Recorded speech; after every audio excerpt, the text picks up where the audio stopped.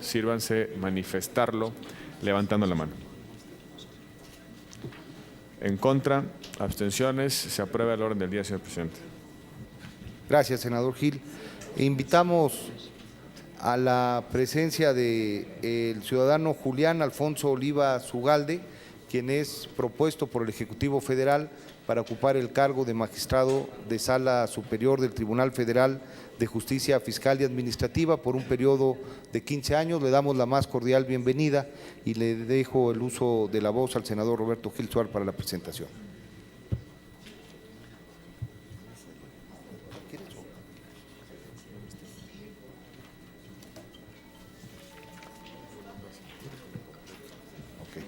La semblanza. Aquí está.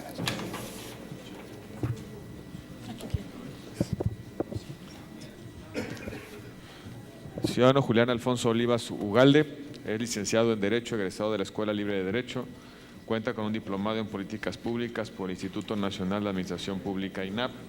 En el ámbito académico fue titular del Seminario de Procesal Civil, Economía Política y Análisis de Problemas Socioeconómicos de México en la Escuela Libre de Derecho, maestro del Diplomado en la Administración y el Control del Patrimonio del Estado en el INAP, así como en la especialización en rendición de cuentas, el control y la auditoría superior de la Federación impartida por el INAP. Su trayectoria profesional en el sector público destaca haber sido subsecretario de Responsabilidades Administrativas y Contrataciones Públicas en la Secretaría de la Función Pública del 1 de diciembre de 2012 a la fecha. Fue director general de Recursos Humanos en la Secretaría de Hacienda y Crédito Público de enero de 2011 a noviembre de 2012. En la Suprema Corte de Justicia de la Nación se desempeñó como secretario ejecutivo de Servicios. De octubre de 2009 a enero de 2011, en la Auditoría Superior de la Federación, ocupó el cargo de director general de la Auditoría de Desempeño de las Funciones de Gestión Gubernamental y Finanzas y titular de la Unidad de Asuntos Jurídicos de noviembre de 2000 a julio de 2009. También fue vicepresidente jurídico en la Comisión Nacional de Seguros y Fianzas, procurador del entonces Departamento del Distrito Federal de enero de 1995 a febrero de 1998. Asimismo, también se ha desempeñado en otros puestos en el Instituto Mexicano del Seguro Social, en la Secretaría de Desarrollo Urbano y Ecología y en el Multibanco Mercantil de México. Sea usted bienvenido, licenciado Olivas Ugalde. Gracias. Muchas gracias, senador Gil, por la presentación. Tiene el uso de la voz el licenciado Olivas Ugalde hasta por 5 minutos para poder presentar lo que a su derecho convenga en términos de idoneidad. Muchas gracias. Señor senador José Francisco Yunes Zorrilla, presidente de la Comisión de Hacienda, señor senador Roberto Gil Suárez, presidente de la Comisión de Justicia, señoras senadoras, señores senadores. Como siempre, es un honor comparecer ante este Senado de la República y en esta ocasión para el trámite jurídico de designación de magistrado de Sala Superior del Tribunal de Justicia Fiscal y Administrativa.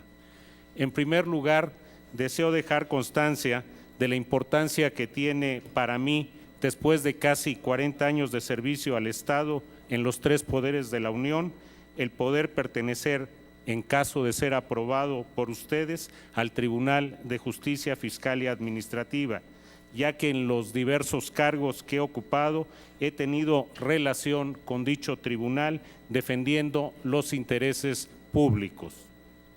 Lo anterior me ha permitido advertir la importancia que reviste para los gobernados y gobernantes su actuación, pero sobre todo para los gobernados al permitirles tener una instancia jurisdiccional antes que tener que ocurrir ante el Poder Judicial de la Federación.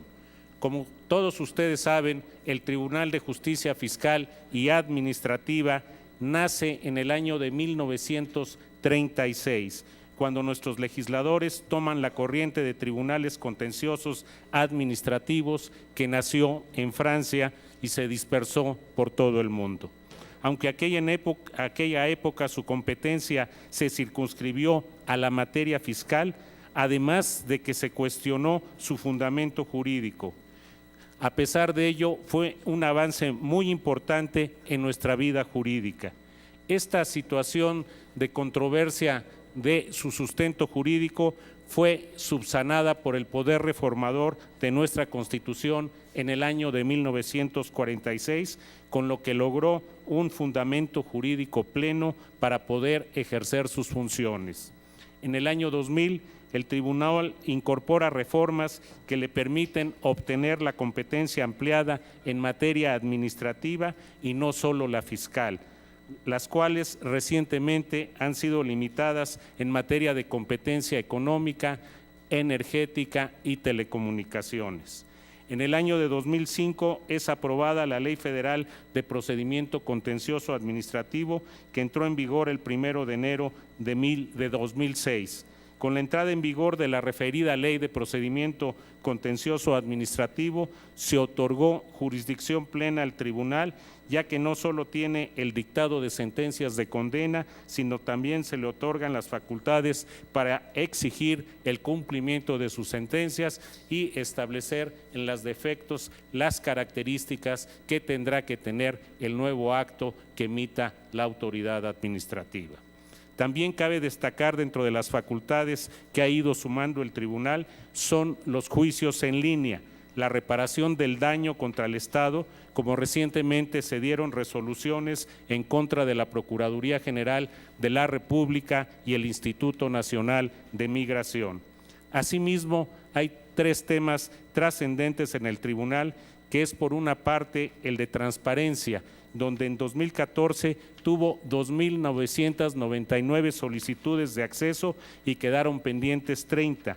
En este tema, considero, debe profundizar sus acciones en sus tareas tanto sustantivas como las adjetivas, o sea, las jurisdiccionales y las administrativas que tiene a su cargo. El otro tema es el relativo al control difuso de la Constitución, derivado de las reformas al artículo 1 de nuestra Carta Magna para proteger los derechos humanos de los individuos en todas sus categorías en los juicios que instruye el tribunal, y donde apenas los tribunales del país van avanzando en la aplicación de este control difuso.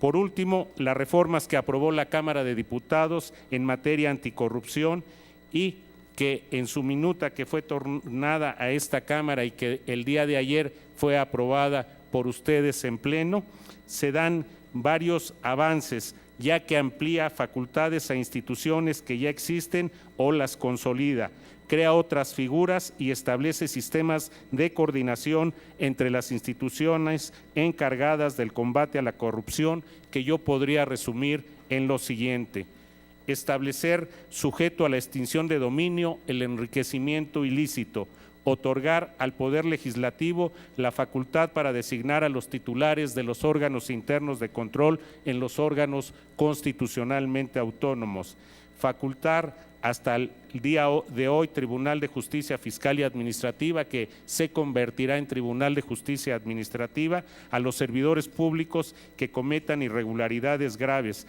a los particulares que estén vinculados con dichas irregularidades, así como crear una sección de este tribunal que tendrá a su cargo estas nuevas facultades. Aquí es muy importante que se logre en la materia de sanciones administrativas que sea un tercero el que aplica las sanciones y no el que investiga o el que audita, como ocurre actualmente.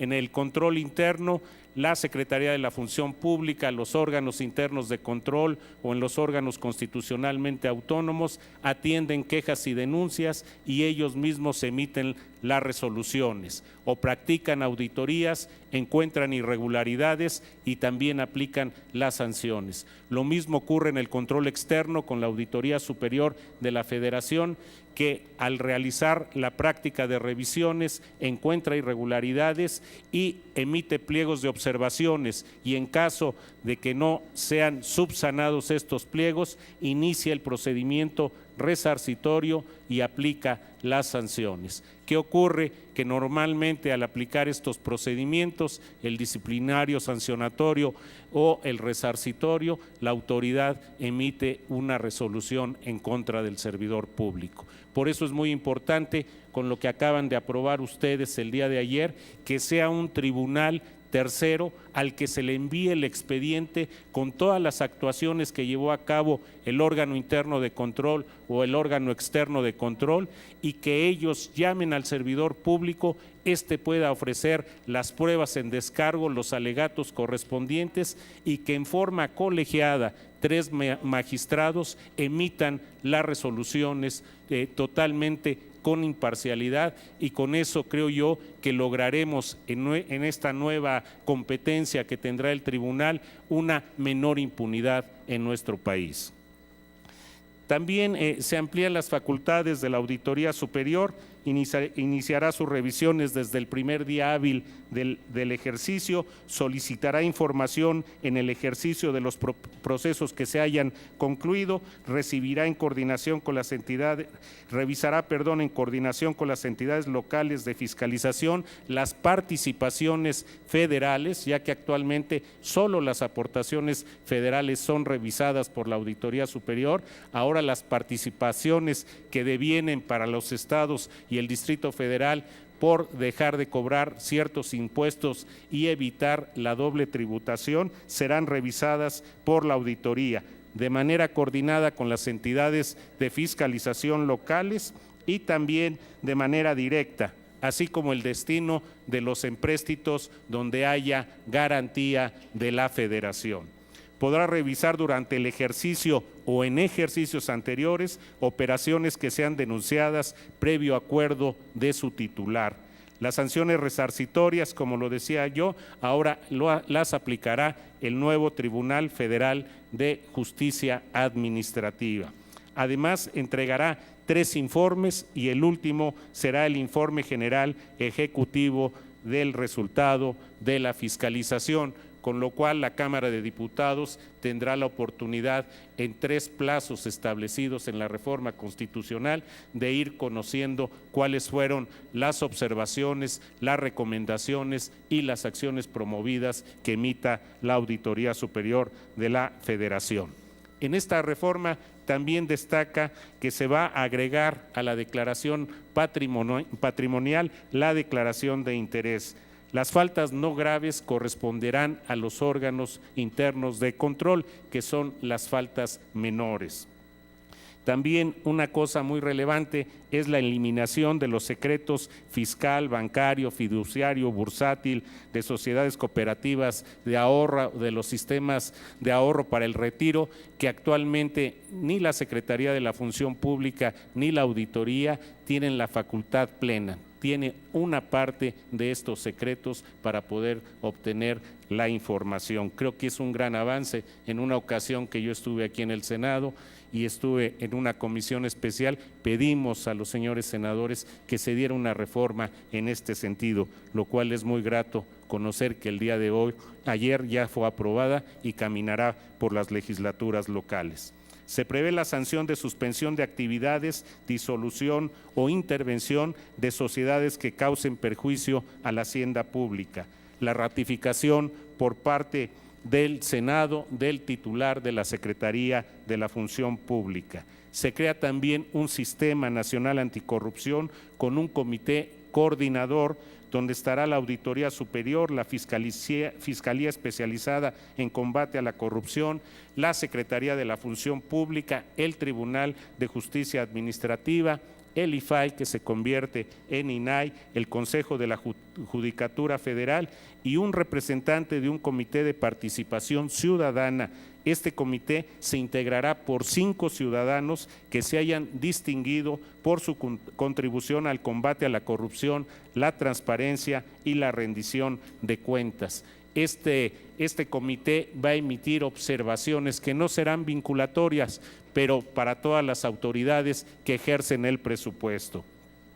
Estas medidas también, la mayoría, tendrán que replicarse en las legislaturas locales y en la Asamblea Legislativa del Distrito Federal. Tendrán que legislar para que también haya un sistema acorde al establecido a nivel federal. Esta nueva etapa que vivirá el tribunal no solo cambiará su denominación y naturaleza jurídica, sino que tendrá un gran compromiso en el combate contra la corrupción al aplicar las sanciones administrativas graves de los servidores públicos y particulares, para lo que requerirá de una legislación secundaria clara y precisa, que establezca su competencia y su relación con los órganos internos de control.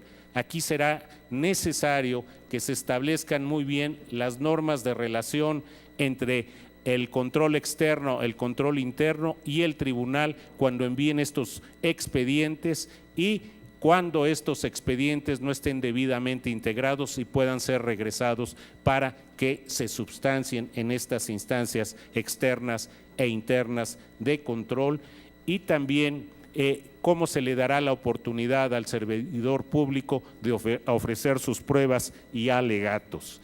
El contar con personal calificado para emitir las resoluciones sancionatorias también tendrá que ser un tema de la legislación. Se debe de establecer en los requisitos para ser magistrado de esta sección del Tribunal de Justicia Administrativa, gente que tenga experiencia en haber aplicado sanciones administrativas.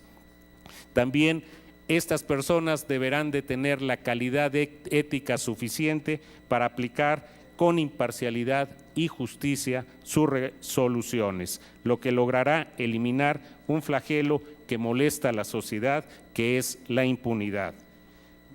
De por sí, las facultades del actual Tribunal de Justicia Fiscal y Administrativa son de gran trascendencia para los gobernados. Con la reforma anticorrupción se vuelve para mí una motivación superior para obtener el voto de ustedes y ser parte integrante del mismo y participar en su futura evolución institucional. Por su atención, muchas gracias. Muchas gracias, licenciado Olivas. Está abierto el registro para formular preguntas por parte de la señora senadora, señores senadores.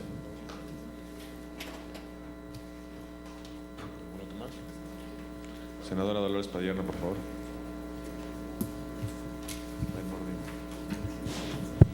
Gracias, presidente.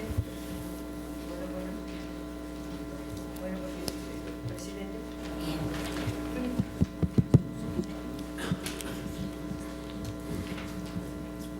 presidente. Bienvenido, don Julián Alfonso Olivas. Gracias, senador. Ugalde. Pues usted tiene una carrera enfocada principalmente y a lo largo de muchos años en las materias de auditoría, de fiscalización. El cargo más reciente que ha tenido pues es el ser el encargado de despacho de la Secretaría de la Función Pública. Al hacer una revisión del último año de usted al frente de la Secretaría de la Función Pública, nos informa usted mismo que hubo 14.905 sanciones administrativas registradas, que 346 servidores públicos fueron destituidos, que 2.614 fueron inhabilitados y 3.299 fueron suspendidos y otros más recibieron sanciones económicas. Este reporte anual de la Secretaría de la Función Pública no está desglosado. Grosso modo dice que los procedimientos disciplinarios se impusieron a 12.651 servidores públicos. Las causas fueron negligencia, incumplimiento de la presentación de la declaración patrimonial, por haber violado las normas presupuestarias, por abuso de autoridad. Pero al revisar la página del Sistema de Registro de Servidores Públicos Sancionados, a cargo de la Secretaría de la Función Pública, no se puede descargar la información, ni tampoco se puede desglosar, ni tampoco está la lista de los servidores públicos sancionados, una lista que debe de tener acceso todo público. Entonces debe de ser transparente, y esto preocupa por lo mismo que usted está comentando, porque ahora con el Sistema Nacional Anticorrupción, que ayer se votó y que recorrerá 17 estados al menos, pues va a adquirir esta nueva competencia de imponer sanciones a los servidores públicos y a particulares, y pues también fijará el pago de indemnizaciones y sanciones pecuniarias, etcétera. Ante esto, la pregunta sería si ya estando al frente en la Sala Superior del Tribunal Federal de Justicia Administrativa, pues va a seguir con esta opacidad, a mí me lo parece, o estas generalidades que nada dicen, como se ha visto al frente de la Secretaría de la Función Pública. Yo le pediría compromisos al respecto de este tema. Y segundo, yo quisiera preguntarle si usted conoce bien la materia fiscal, tributaria, con la especialización que requiere este cargo. ¿Se considera usted preparado para esta función? ¿Podría usted entonces citarnos algunos de los principales criterios o principales tesis jurisprudenciales que ha sustentado el Tribunal Federal de Justicia Fiscal y Administrativa? ¿Y cómo sugeriría usted garantizar la autonomía del tribunal y de los magistrados que lo integran para que no se convierta en un órgano más donde haya impunidad de actos de corrupción? Muchas gracias. Gracias, senadora. Senadora Blanca Alcalá, por favor. Muchas gracias. Bienvenido, licenciado, a este encuentro en ocasión de la propuesta para ser nombrado integrante del Tribunal Federal de Justicia Administrativa. Creo que a lo largo de todos estos años de trabajo usted tiene una amplia experiencia que ahora seguramente estará a cargo, si esta soberanía así lo ratifica, de esta nueva encomienda. Justo también esta mañana nos ha dado pues una impresión del conocimiento pleno de lo recientemente aprobado el día de ayer en materia del Sistema Nacional Anticorrupción. En función de ello, a mí me gustaría poder conocer a su juicio cuáles son algunos de los elementos que deberían de considerarse para tener una implementación efectiva de lo que es el Sistema Nacional Anticorrupción. Con alguna frecuencia los legisladores queremos leyes que sean deseables, pero a veces son poco posibles. Me gustaría saber algunos de los elementos que usted consideraría en este sentido.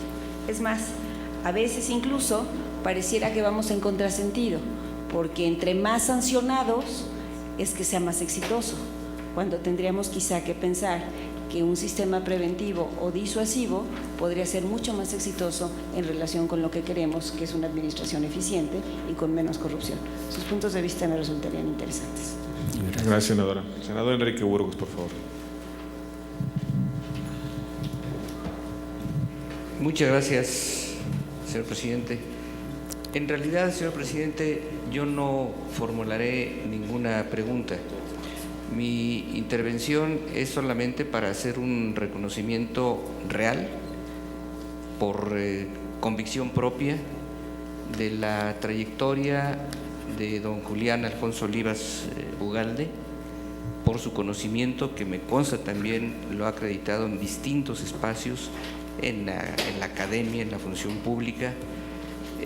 Mi participación es para decir que enhorabuena que se trate de personas de alto nivel, de alto rango, con una autoridad no solamente formal, sino moral también. Y eso me parece que habla no por una apreciación personal, habla por la perspectiva, la trayectoria, los testimonios que ha dado don Julián Olivas Ugalde. Esa era solo mi participación, señor presidente. Muchas gracias. Gracias, senador Enrique Burgos. ¿Alguna otra intervención? Senadora Cristina Díaz, por favor. Perdón. Gracias, senador presidente. Yo le preguntaría a don Julián Alfonso Olivas Ugalde, desde su punto de vista, ¿cuáles son las deficiencias que presenta actualmente el Tribunal Federal de Justicia Fiscal y Administrativa? Y en caso de ser ratificado como magistrado, ¿cuál sería su actuar en pro de corregir esas deficiencias? La segunda es cómo considera usted la aportación del Tribunal Federal de Justicia Fiscal y Administrativa de los juicios en línea y si esto realmente ha permitido agilizar la resolución de las controversias en la materia y en ese sentido podría ser una aportación viable a la impartición de justicia en nuestro país. Es cuanto, presidente. Muchas gracias, senadora. ¿Alguna otra intervención? Proceda, por favor, a su respuesta, licenciado Olivas, por favor. Sí, muchas gracias. Por lo que hace a las preguntas de la senadora Dolores Padierna, en la Secretaría de la Función Pública están los datos que ella nos pregunta. Ella tiene datos respecto al informe presidencial. Yo quisiera precisarle que en el año de 2014, conforme a las últimas cifras que cerramos, se emitieron 16,851 sanciones a 13,823 servidores públicos. De ellas, 3,678 fueron suspensiones, 920 sanciones económicas, 3,104 inhabilitaciones, 422 destituciones y 4,260 amonestaciones públicas y 4,467 amonestaciones privadas. Que deseo aprovechar para destacar que en los últimos años, 2014 es donde más se han sancionado a servidores públicos. Como decía yo, 13,823, ya que el año anterior, 2013, fueron 9,441, en 2012, 10,512, en 2011, 7,717 y en 2010, 6,828. Entonces, el año de 2014 es la época en que se ha logrado mayor sanciones a los servidores públicos. También quisiera yo agregar que en ese año, en los primeros 2 años de la administración actual, se logró la recuperación de 8,500 millones de pesos derivados de actos de fiscalización. Y aquí sí yo quisiera precisar, porque siempre viene la confusión con las sanciones económicas o las sanciones resarcitorias. Es muy distinto las sanciones económicas que aplica el control interno y las sanciones resarcitorias que aplica la Auditoría Superior de la Federación. Estas son contra servidores públicos. En cambio, en las actuaciones que se llevan a través de las revisiones de las auditorías, se obtienen recuperaciones durante las auditorías al concluir estas y cuando se emiten las acciones promovidas o las observaciones. Estas recuperaciones van directas a la Tesorería de la Federación, que son estos 5,500 millones de pesos, van directamente a la Tesorería de la Federación por los entes involucrados. En el caso de la Auditoría Superior, últimamente empiezan a dar las recuperaciones a la Tesorería de la Federación en la totalidad de los casos, porque en años anteriores las recuperaciones iban directamente a los fondos que estaban establecidos en los estados y no eran recuperaciones a la Tesorería del Distrito Federal. Y son recuperaciones, las que mencionaba usted ayer en el Pleno, senadora, son recuperaciones que se logran a través de las revisiones de la Auditoría Superior de la Federación y no a través de los procedimientos resarcitorios que aplica la propia Auditoría Superior de la Federación. Las resarcitorias son una cantidad muy menor. De los pliegos de observaciones, si acaso un 3% llega a procedimiento resarcitorio. Es mínima la utilización del procedimiento resarcitorio en la Auditoría Superior de la Federación. Creo que eso es uno de los problemas que se deberán de subsanar cuando pase ya la facultad, y que usted lo comentaba, senadora, es una de las facultades que pasarán al Tribunal de Justicia Administrativa y creo que tiene que ser más eficiente. Cuando yo llegué como encargado a la Secretaría de la Función Pública, un reclamo que siempre escuché por parte de la Auditoría Superior ante la Comisión de Vigilancia de la Cámara de Diputados es que la Secretaría no era eficiente en la promoción de responsabilidades administrativas sancionatorias. Me di a la tarea de revisar los números y traíamos un 7% de porcentaje de PRAs que se envían y que inicia el procedimiento respectivo. Lo subimos en estos 2 años a un 9%. No es nada de presumir, pero los pliegos que aplica la Auditoría Superior, de los que emite, los pliegos que anuncia en cada informe del resultado cada año, solo cerca de un 3% llega a procedimiento resarcitorio. Entonces, ¿mande? No me contestó. ¿Por qué? Pues yo le estoy preguntando de por qué no hacen públicas todas las... No, yo le digo que sí son públicas. En acceso a la información hemos dado, no sé por qué en la página no está, pero tan es pública que el día de hoy no tengo ningún empacho en comunicarle yo a usted, y si me lo permite le dejo esta tarjeta que yo traigo para que usted conozca no solo en el año de 2014, sino en los años anteriores que le mencioné y no quise mencionar, pero le traigo una estadística a usted y a todos los señores senadores del año de 2006 al año de 2014. Para que puedan ustedes conocerla, si me lo permite. Aquí están y desagregada por el tipo de sanción: amonestación, amonestación pública y privada, suspensión, destitución e inhabilitación. Aquí está totalmente desagregada. Desconozco por qué no está en la página, o a lo mejor no se entró al acceso correcto, pero esto es información pública que está a la vista de todos los ciudadanos y con mayor razón de los señores legisladores. Senadora, me mencionaba usted que qué cosas podríamos nosotros mejorar para tener una mejor actuación en el tribunal.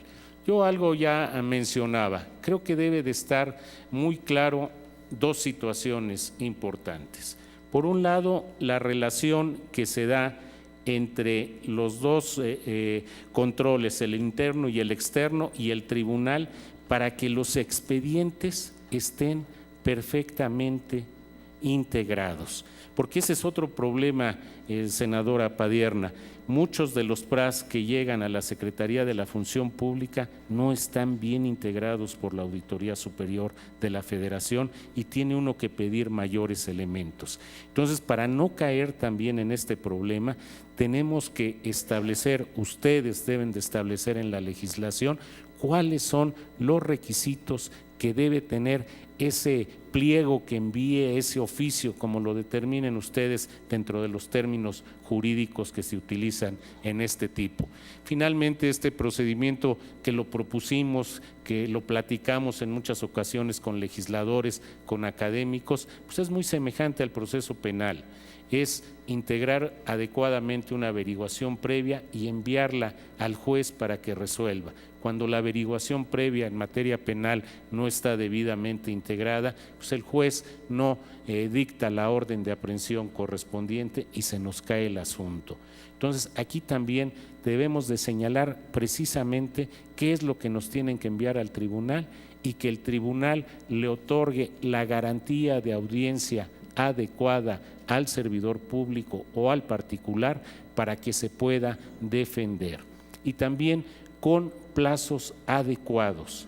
Yo creo que es muy importante que los plazos ni sean muy largos ni muy cortos. Tienen que ser plazos adecuados para que se puedan defender. Ustedes tienen en el Poder Legislativo una iniciativa que deriva de criterios de los magistrados que han estado estableciendo para que se acorten algunos plazos en el tribunal fiscal.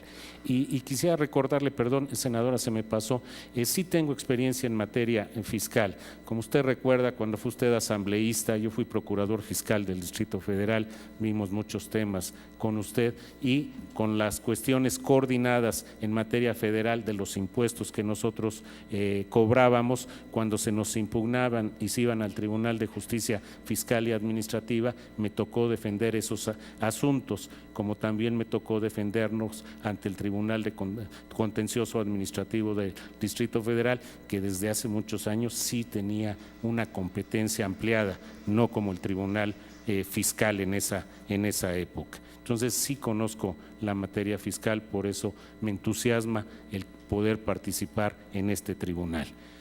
¿Qué otra cosa debemos de tomar muy en cuenta? La de que las personas que lleguen como magistrados de esta sección tengan la preparación suficiente. Creo que debemos de poner algunos años de experiencia en aplicar sanciones administrativas. Finalmente, en las Contralorías internas, en la Secretaría de la Función Pública, en las auditorías que hay en los órganos autónomos, se emiten resoluciones cuando se sancionan. Entonces, yo creo que sería muy adecuado pedir una experiencia en esta materia para que esas personas puedan ser candidatos a magistrados y puedan resolver con pleno conocimiento.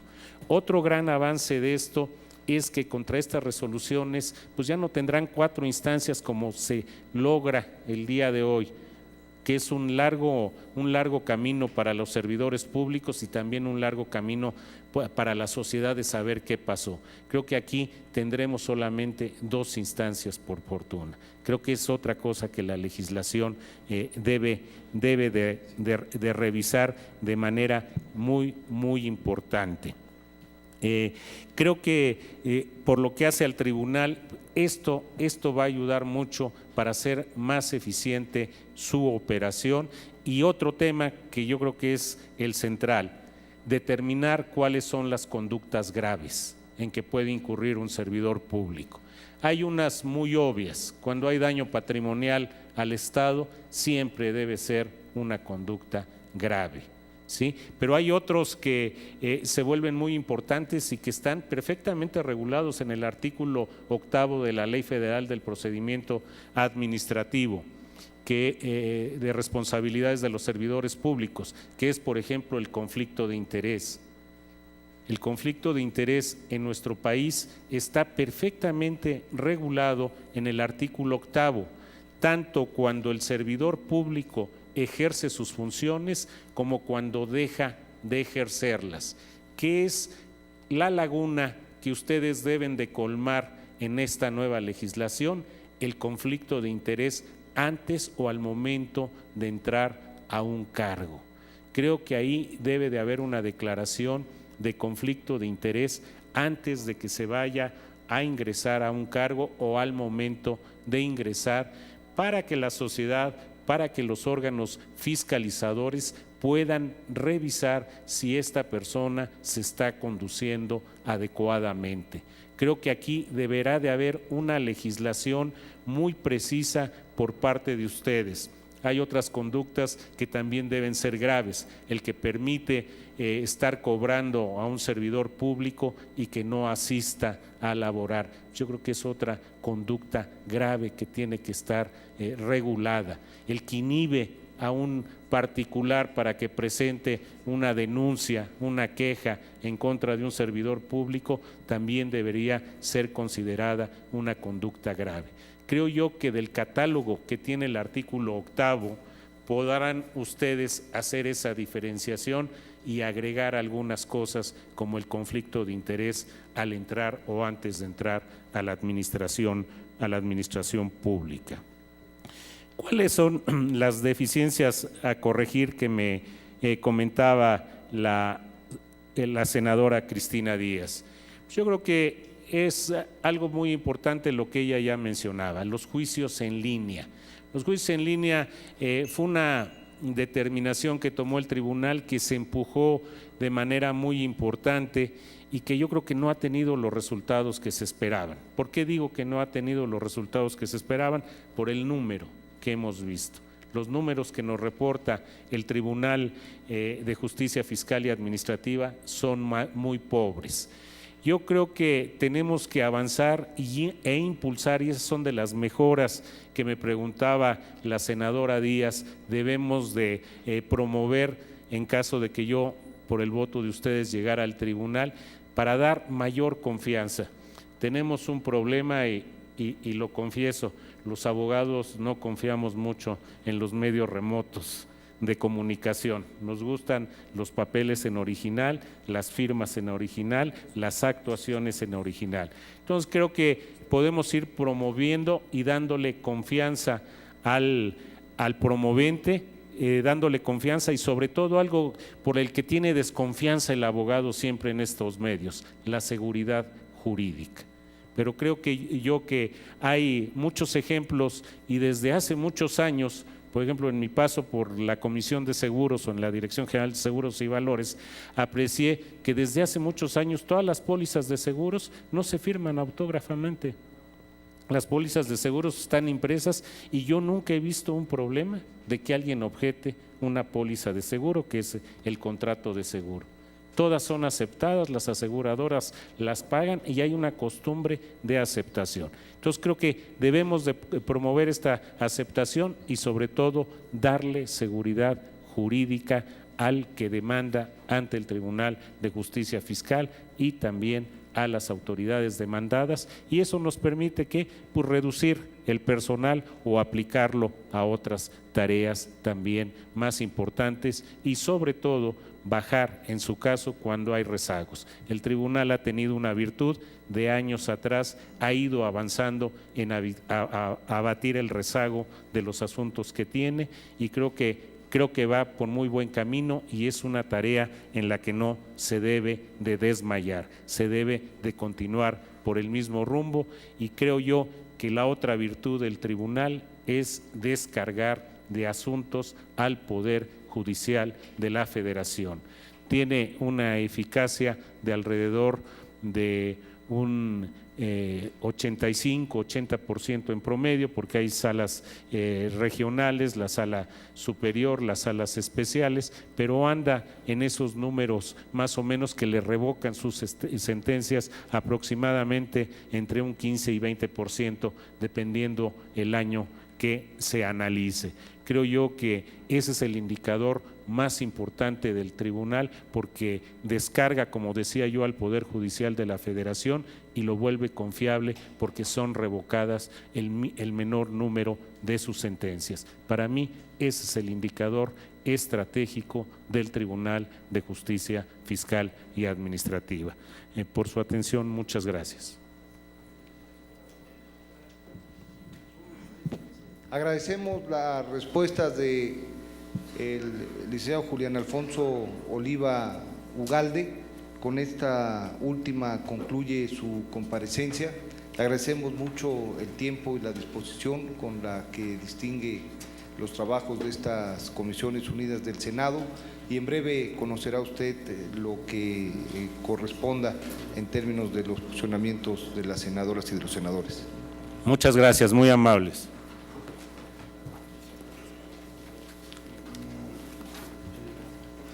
Oye, dame